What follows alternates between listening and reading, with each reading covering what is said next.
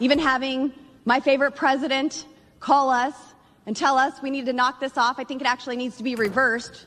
The president needs to tell Kevin McCarthy that, sir, you do not have the votes and it's time to withdraw.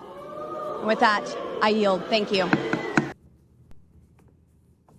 Couple problems I have when it comes to the low T GOP. Why are most of the boldest ones women?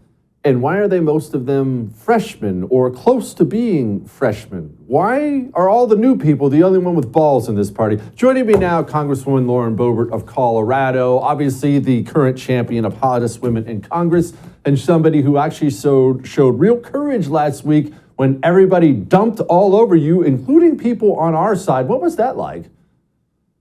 I was ready for it. I was ready for the fight, whichever arrows came my way, and I'm not going to govern out of fear. I'm not going to govern by being pressured into doing something I don't believe is right.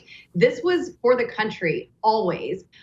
Despite the rumors that came out that we were doing something for personal gain or personal favors, you guys see now what we were fighting for. We were fighting for single subject legislation, germaneness rules on legislation. So you can't title a bill one way and load it with a bunch of garbage.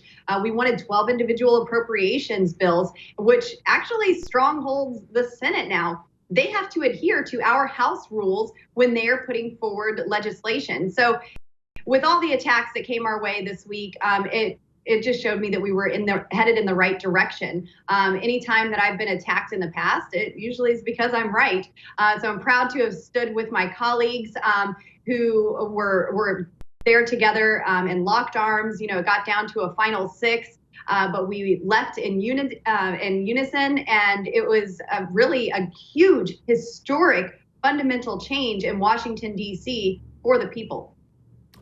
You're in the belly of the beast, sadly, a lot. I know you'd rather be in Colorado, but you're back there in the swamp.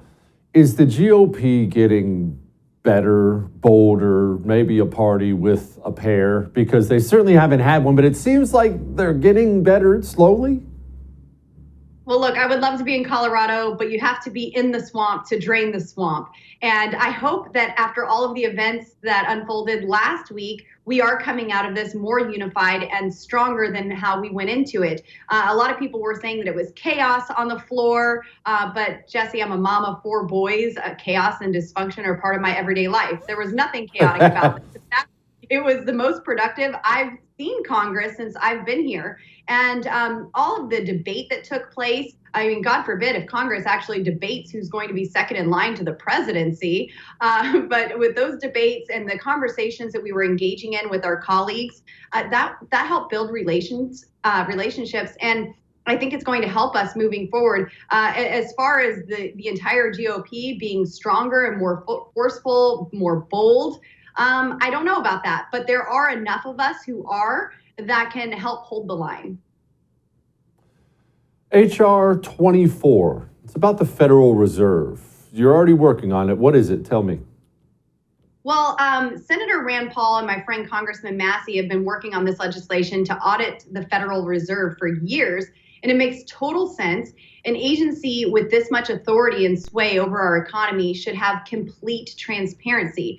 This legislation would look behind the curtain regarding why certain decisions are made by the Fed, reveal who's pushing certain things in one depiction over another, and would restore the trust of Congress and the American people in this institution. And Jesse, here's a good rule of thumb. If Congress wants oversight or an audit and we're told, no, you can't do that, then it is twice as important and urgent to get said audit done.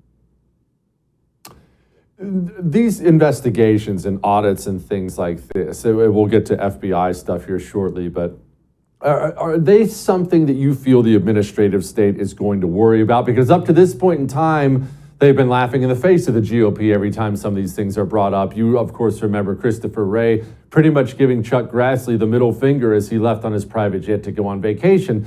It would be nice if the administrative state felt like they were underneath Congress where they should be. Is it going to get better?